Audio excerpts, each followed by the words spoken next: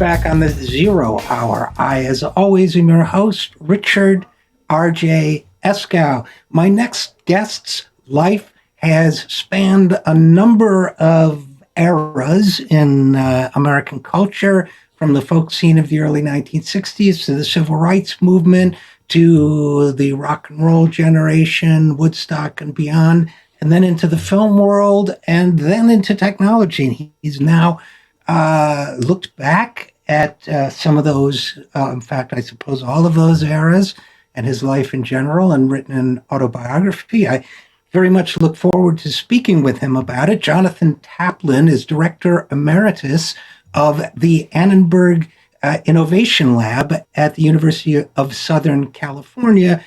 His new book is entitled The Magic Years, Scenes from a Rock and Roll Life. And as you'll soon learn, there's a lot more to John Taplin's story. So without any further ado, Jonathan Taplin, welcome to the program. Good to be here, Richard. You know, John, I was thinking before you came on of the Kierkegaard quote. It was Kierkegaard who said, life has to, let me make sure I get this right. Life can only be understood backwards, but it has to be lived forwards. Did you have any sense, putting this all down on paper or the digital equivalent thereof, that it was making sense to you for the first time in a way it hadn't before? Yeah, in the sense that in the context of the current cultural, political atmosphere, what I went through in the 60s and 70s seemed to have a lot of relevance. And so in that sense, I felt some parallels.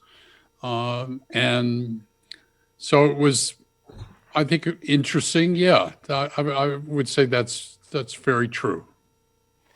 Well, and clearly, my take on it is that you're exploring, wrestling with some of these issues at the beginning of the book, at the end of the book, and at various points throughout, because you know, as you know, many of us have struggled with the question, why is it that music, for example, used to be such an important part of the culture in the 1960s, had such a transformative impact on the culture, seemed so interwoven with other social movements and forces, and yet today seems so anodyne in comparison. And I don't know, we're all wrestling those of us who recall that era in particular, wrestling with that to a greater or lesser degree, but your life in particular seems to have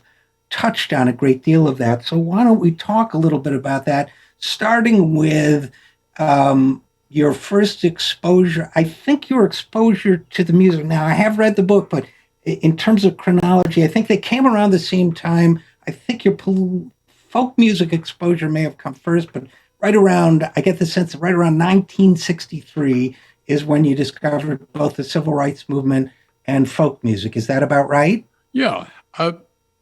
Look, the very fact that Bob Dylan was writing songs like Blowin' in the Wind and The Times They Are A-Changing seemed very resonant with me. I was having my own rebellion against my parents, and the word that Dylan saying to parents, get out of the way, let your children get their say now, seemed like he was talking right to me. And so I also was watching, like most of my generation, the television when Bull Connor in Birmingham unleashed fire hoses and dogs on a bunch of young Black kids who were just trying to, protest what was happening in Birmingham. And it reached me in a very searing way. I really was outraged. And so I joined a group called the Student Nonviolent Coordinating Committee. And, a year later, Bob Dylan went down to Greenwood, Mississippi, forced SNCC to, try and help recruit people for a voting rights drive. And that was a daring thing to do, because a year after that, the Ku Klux Klan in that same town killed Goodman, Schwerner, and Cheney. You know, 3 civil rights workers were killed in that very same town. So it wasn't like, oh, this is just another gig. This is somebody willing to commit themselves and put their life on the line. And so that to me seemed very resonant. And, you know, when I think about what happened last summer with Black Lives Matter, I don't think that music was particularly relevant to what was happening. And quite frankly, I saw more activity and more activism from basketball players like LeBron James than I saw from musicians like Jay-Z or Beyonce or, you know, Taylor Swift or whatever. And I didn't really understand why that change had happened. But it has happened. And so we have to deal with that.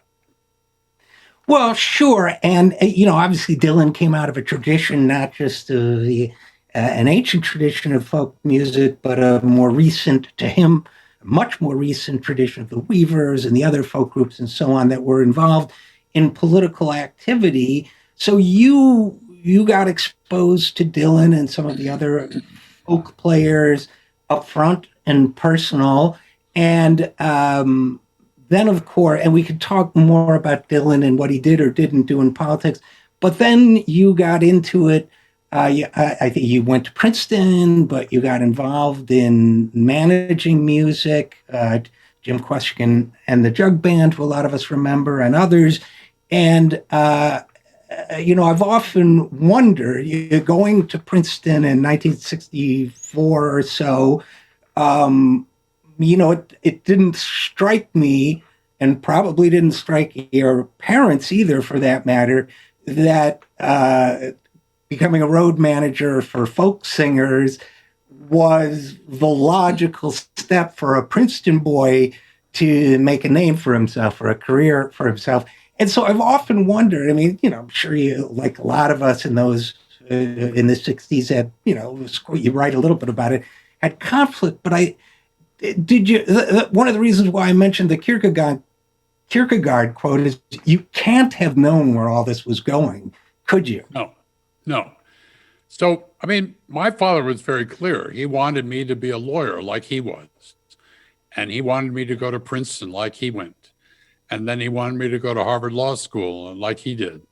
And so his kind of direction that he had kind of laid out for me didn't necessarily sync up with what my heart was all about. And so when I began to fall in love with the music of Bob Dylan and the whole scene around it, and especially after 1965, where, you know, I had graduated from high school and I went to the Newport Folk Festival, and I got introduced through Paul Clayton, who was a friend of Dylan's, to both the Queskin Jug Band, who asked me if I could work for them as a road manager, and then Albert Grossman, who was the Jug Band's manager and also happened to manage Bob Dylan, Peter, Paul and Mary, the Butterfield Blues Band, and pretty much most of the important players in the folk music scene.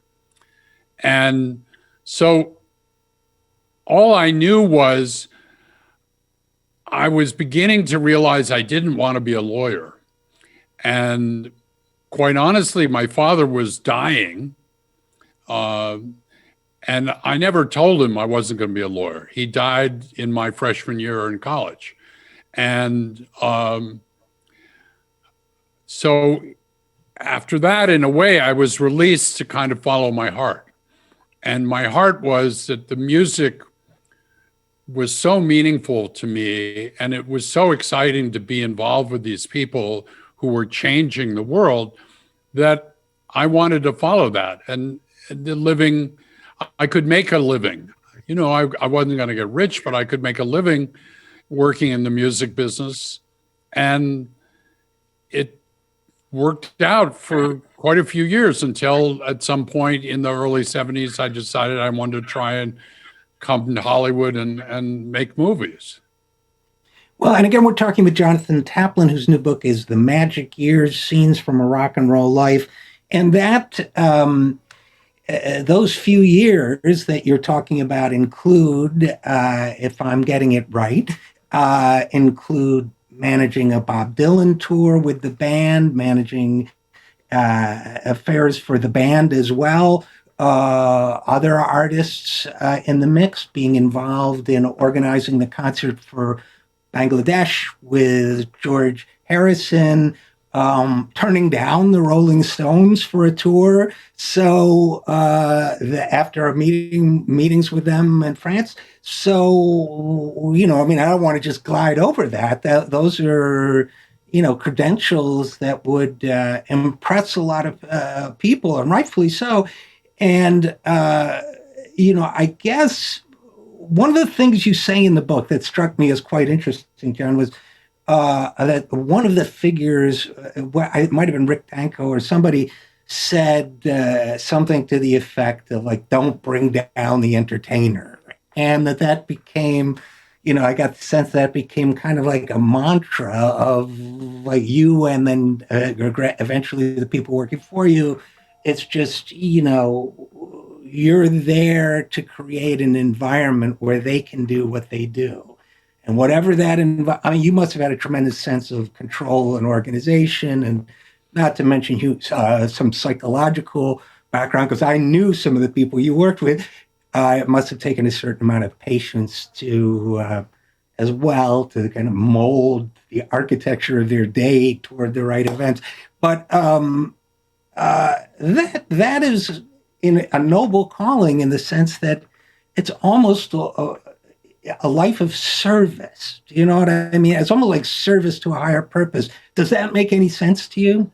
Yeah, it is service. I mean, look, you have to put your ego aside to a certain level when you're working with a Bob Dylan or Robbie Robertson or a Martin Scorsese or all of those artists.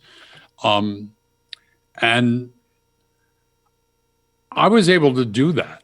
I didn't ever want to be the star. That was not my calling. I couldn't play guitar like Robbie could, and I couldn't sing like Bob could, and I couldn't act like Robert De Niro. So, I mean, I understood what my role was.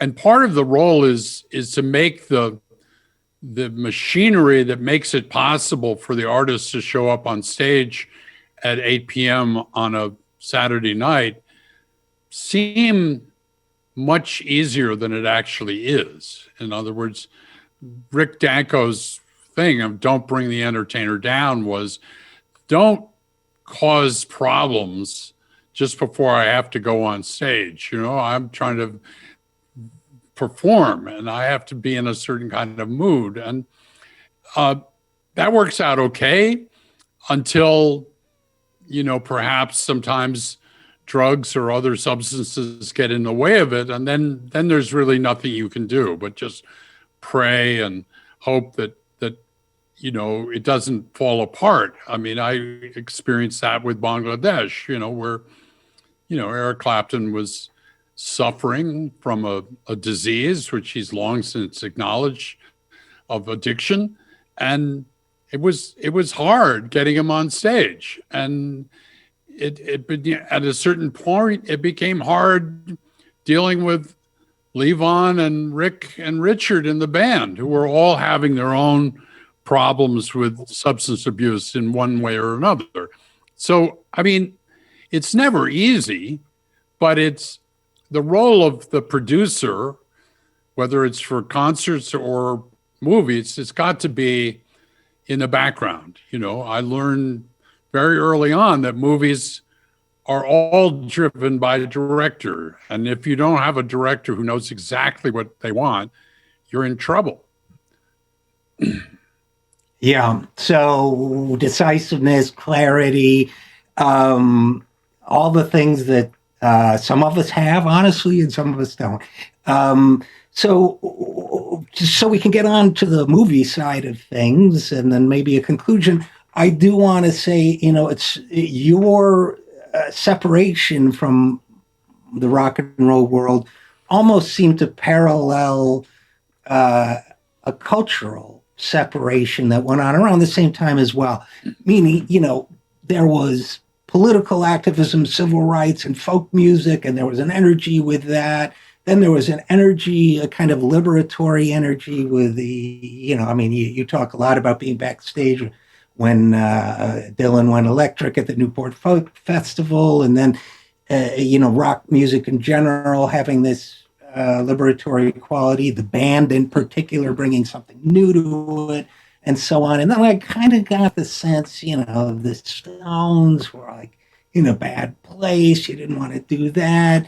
It was getting to be a lot of the problems, you just mentioned of addiction, and it was almost as if a shadow had fallen over the whole enterprise. And as you left, which I guess was what, 74, 75, maybe came back for the last waltz or whatever, but that was when I guess it became an even bigger business, but industry, but the cultural sunlight that was shining on it went away. Do you agree? Does that assessment make sense to you? Yeah, it does. I mean, look, it went away in two phases.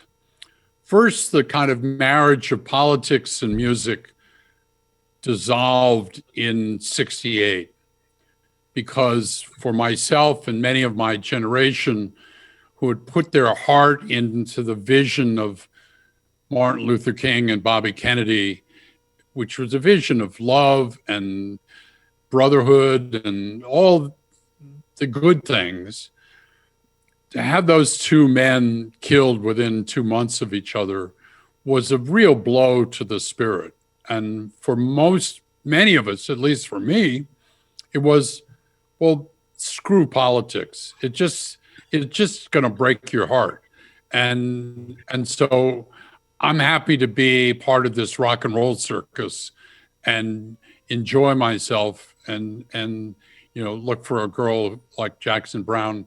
You can show me what laughter is, and so I went there.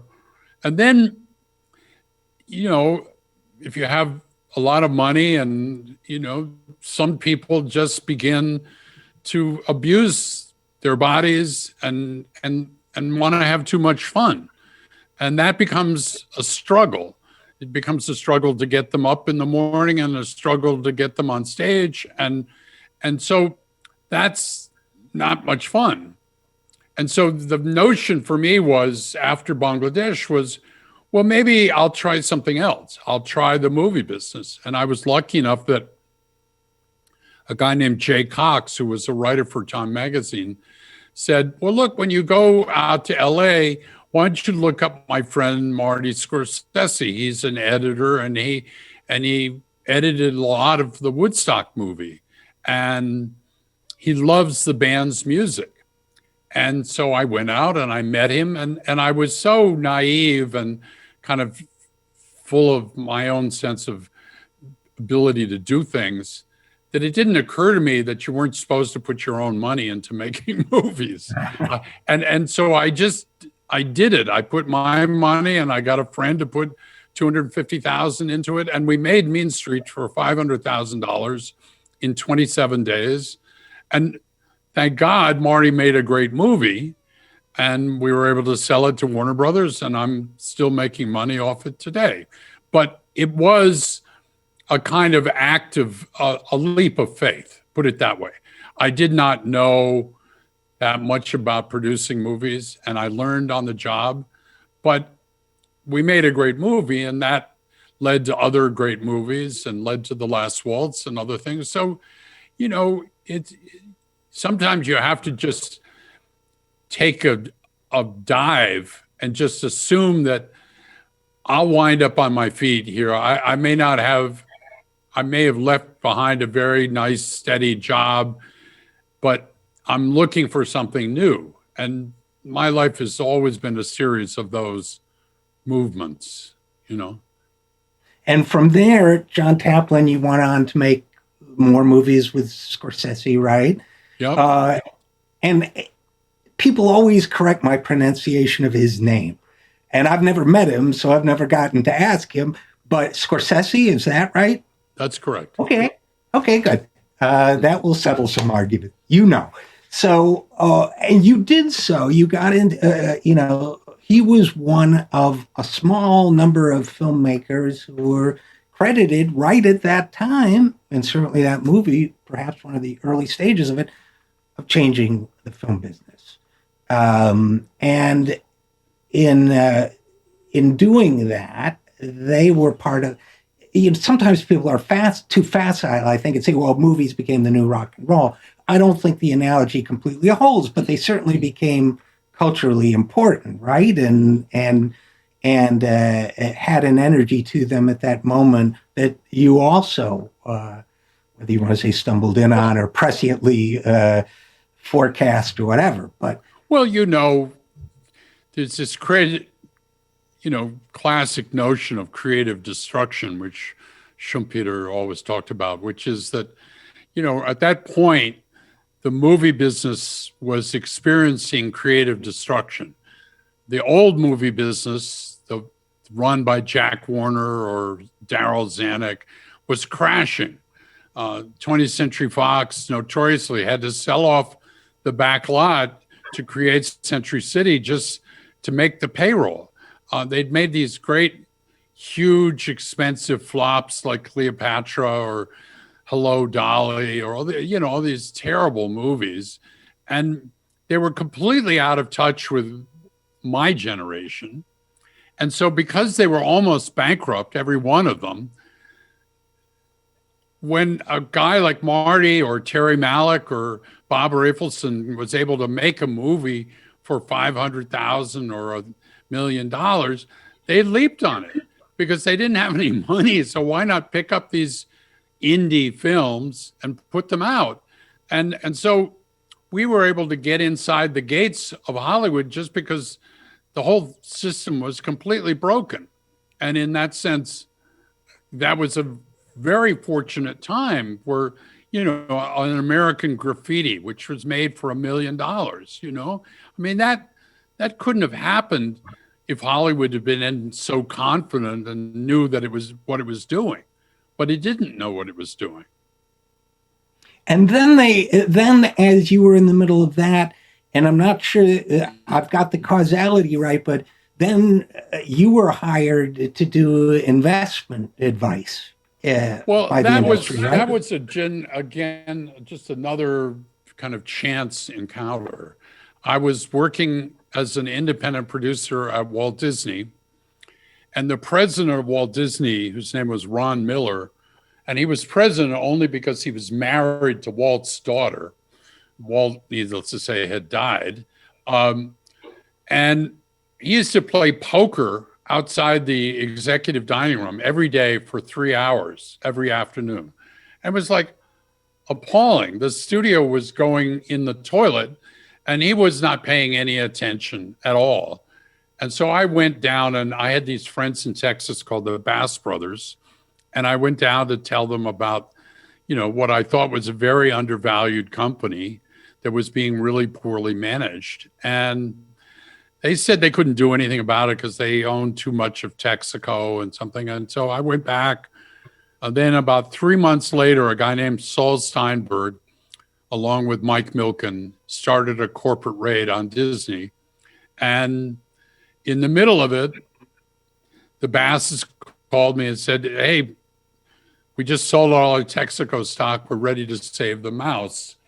So I helped organize a deal in which the Basses sold all their Orlando real estate to Disney and put enough stock in friendly hands that Steinberg was blocked. And so they paid me as their investment advisor. And, that was like shocking. I made more money in 3 weeks than I'd made in 7 years. And I want to make more money in 3 weeks than I made. And then they said, "How do I do that?" Then they said, "Would you go to work for our real investment banker," which was Merrill Lynch? And I did. And I did it for 4 or 5 years. Near the end, I didn't really like it that much. And Wim Wenders kind of threw me a lifeline and said, would you come produce Until the End of the World? And so I skipped town and became a movie producer again. Well, that must have been refreshing. And by the Yes. way, something my audience doesn't know about. They know I had a corporate career, but that included at one point in the early 90s working for Saul Steinberg. But at a pretty low level. I'm not sure he'd know who I was. His brother would know, but he wouldn't. So anyway, the strange world we live in. So and then about what was it now? You'll know, but of course, but and again, we're talking with Jonathan Taplin, whose book is The Magic Years: Scenes from a Rock and Roll Life. So you got involved with Annenberg, the Innovation Lab. You wrote a book, I'm going to say around 2015, entitled "Move Fast and Break Things," that warned that this infatuation with the tech companies, it might not be all we think it is. There might be some shadows on the horizon there. Now, an overly facile, again, to use that word again, interpretation of your life would be, well, yeah, there's the third cultural shift. But the fact is, tech too, the internet as well, with all that entails, and not just the technology itself, also was considered to be the promise of something transformative, and has turned out, in the views of people like myself, and I warned about this a long time ago, a sort of a new digital robber baron era. And you may or may not agree with that assessment. You may think it's too simplistic, but that's basically my view: is that it's accelerated some negative trends, and there you are again. So I think you're right. It was the third act, the third revolution that I was involved in. And I also think you're right. Obviously the subtitle of Move Fast and Break Things was how Facebook, Google, and Amazon cornered culture and undermined democracy. That statement was so controversial in 2016 when I was, handing the book in, that the English publisher said, well, we need to take that undermine democracy thing off the subtitle. And I said, no. And luckily, the Cambridge Analytica nonsense came out just as before they were going to publish the book, so they put it back on. But the point being, I said I was on a podcast with T-Bone Burnett last week for the bookstore in Nashville called Parnassus, and I said, if Facebook had existed in 1955, we'd still have polio.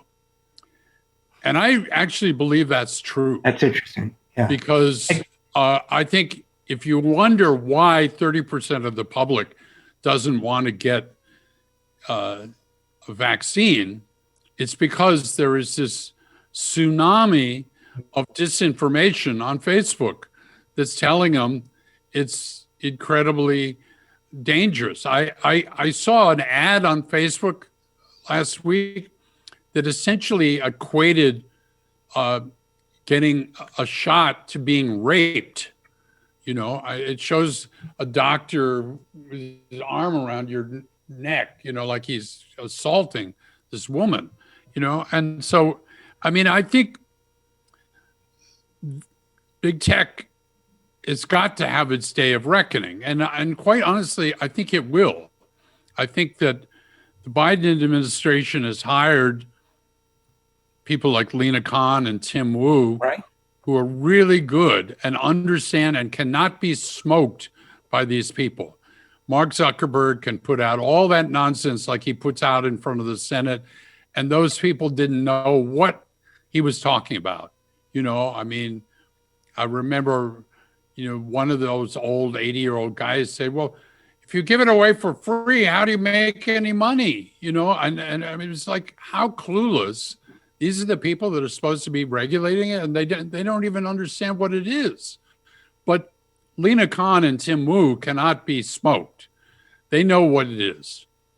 Right. And whoever they will bring the hammer down. I really believe it. whoever said that has never been to the greyhound races. The rabbit goes around and they chase it. Well, how can you make the dogs run? You never give them anything. So, so here we are, and I guess before I let you go, John Taplin, any thoughts on what we ought to do about this internet crisis? Two things just to set up the question for you. One is, I'm really worried about censorship in the various, and there have been various proposals for censorship that I'm extremely worried about the disinformation you're talking about, including, I have an email list. I sent out an email about COVID deaths the other day. One guy just sent me one email after another. I hope you get an injection in the eyeball into the brain. And I hope you get, just the most violent. You should be tried at Nuremberg and then executed with, virus, but like 8 of them. And so there's not just this misinformation, but this misinformation suffused with fury and hate. And yet, on the other hand, when I hear people sort of blithely saying, well, let's censor him, let's censor her, that I get really worried about the community and the commons and the things that make our democracy a democracy. So you have any thoughts on how to address this? I think, for many, many years, newspapers and broadcasters have had to live with the basic libel structures that they can't say something that they know is false. And so when Fox News and Newsmax and some other outlets said that the Dominion voting machines had switched votes from Donald Trump to Joe Biden, they knew that was false. They knew it was just a complete conspiracy theory. Now, that information then Dominion sued Fox News and sued Newsmax and ONN, and lo and behold, within a week, they all had to put out these disclaimers saying, we made a mistake and we're sorry, this was wrong and everything. And Lou Dobbs had to say, no, I was wrong about this publicly on air. But Facebook never had to do that because Facebook is protected by something called a safe harbor. And it is a liability shield, which essentially says that Facebook is not responsible for anything that is on their platform. It's just a neutral platform provider. Now that, as you well know, is nonsense. Facebook and YouTube censor thousands of hours of porn off their platforms every week. They block it before it ever can be uploaded. They censor all sorts of things that are, for instance, they used to have all these jihadist videos on YouTube, and now they're not on at all. So it's just nonsense. It's what they choose not to censor. And so they've got to be liable in the same way. So my solution is simple. Just get rid of the safe harbor. And then they have to deal with it like any other news organization. And quite frankly, that's what Facebook is. It's the largest disseminator of news in the world. No other platform has 300 billion people on it. I mean, give me a break. I like your solution. Mine is a little more radical, which is nationalize them, but and then run them democratically. That yours probably has a lot more chance of becoming law in this country before mine does. Yeah, I mean, I don't think that would be worthwhile. Only insofar as that, in general, whenever you have state news that's owned by the government, it ends up turning to be a propaganda organ. I do think that Google should be regulated like a utility, though, in the same sense. That was my proposal in 2014, I'll have you know, in Salon Magazine. People told me I was crazy. No. I'm sorry to interrupt, but Yeah, but that's a fairly simple solution too. and there's legal precedent for it, Ian, right? Of I mean, course. the utility law itself was Right. created. Because it's a natural monopoly. Nobody is going to Sure. create a competitor to Google. I mean, Bill Gates tried with Bing and it was a total failure. So, I mean, it's not, it's, and by the way, you notice on Google search engine more and more, all the top 5 or 6 slots are paid for. So it's not a search engine anymore. It's a paid advertising page. Yeah, yeah, yeah. And Amazon, for that matter, in addition to its other flaws, it's preferred. It manipulates results right Totally. and left. So, yeah. Why do you think they bought MGM? So when you come on Amazon Prime in a few months, it'll all be films that Amazon owns. You know, they're not going to Yeah. show you Warner Brothers films or other people's films, or at least not feature them, you know. Yeah, yeah. Those algorithms are insidious. Right. Well, I feel like I could talk to you for hours about this stuff, but Jonathan Taplin, I know you have other things to do with your day. Again, my guest has been Jonathan Taplin. He is Director Emeritus of the Annenberg Innovation Lab, and his new book is entitled The Magic Years, Scenes from a Rock and Roll Life. Go read it. It's interesting. And John, thanks so much for coming on the program. Thanks so much, Richard. I appreciate it. Same here. And we'll be right back after this. I am Richard RJ Eskow, and this is Zero Hour.